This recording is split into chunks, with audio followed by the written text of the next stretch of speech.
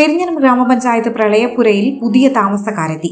പഞ്ചായത്തിലെ അതിദരിദ്ര വിഭാഗത്തിൽപ്പെട്ട 4 കുടുംബങ്ങൾക്കാണ് വീട് കൈമാറിയത്. പ്രളയപ്പുരയിലെ 14 വീടുകളിൽ 10 വീടുകൾ നേരത്തെ കൈമാറിയിരുന്നു. ബാക്കിയുണ്ടായിരുന്ന 4 വീടുകളാണ് ഇന്ന് നൽകിയത്. പെരിഞ്ഞനം ഗ്രാമപഞ്ചായത്തിൽ റോട്ടറി ക്ലബ്ബ് 1 കോടി രൂപ ചെലവഴിച്ച റവന്യൂ വകുപ്പിന്റെ മിച്ചഭൂമി സ്ഥലത്താണ് പ്രളയപ്പുര നിർമ്മിച്ചിരിക്കുന്നത്. രാവിലെ നടന്ന ചടങ്ങിൽ ET ടൈസൺ MLA താക്കോൽദാനം നിർവഹിച്ചു. പേപ്പർ ശരിയാക്കാനും അതിന്റെ പിന്നിലെത്താനും ചർച്ച ചെയ്യാനും ഒക്കെ കഴിയും.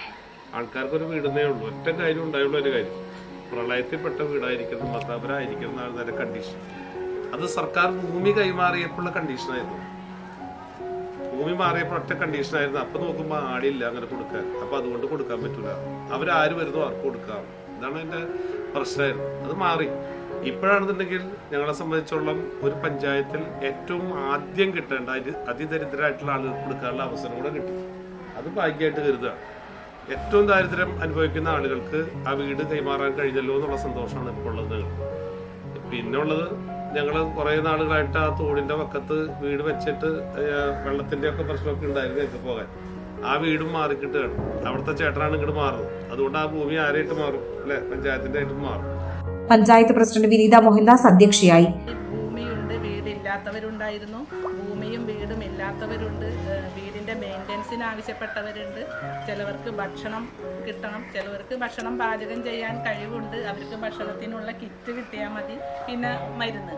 അങ്ങനെയാണ് നമ്മൾ ഈ 34 പേരെ കാറ്റഗറിയായി നമ്മൾ തിരിച്ച് അവർക്ക് വേണ്ടുന്ന കാര്യങ്ങൾ ചെയ്തുകൊണ്ടിരിക്കുന്നത്. അപ്പോൾ നമ്മൾ ഈ 6 പേരാണ് ഭൂമി ഇല്ലാത്തവർ, ഭൂമിയും വീടും ഇല്ലാത്തവരായിട്ടുള്ളവർ. നമുക്കെന്ന് വെച്ചാൽ ഇവിടെ 4 വീടാണുള്ളത്. പഞ്ചായത്ത് ഭരണസമിതി ഒരു തീരുമാനം എടുക്കുകയാണ് ചെയ്തത്.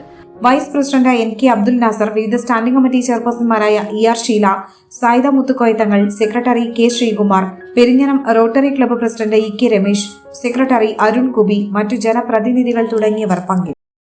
മുഗൾ ജ്വല്ലറി, സുവർണ സ്വപ്നങ്ങൾക്ക് പൊന്നിൻ സാക്ഷാത്കാരമേകിയ മുഗൾ ജ്വല്ലറി ഇപ്പോൾ നമ്മുടെ 3 പീടികയിലും.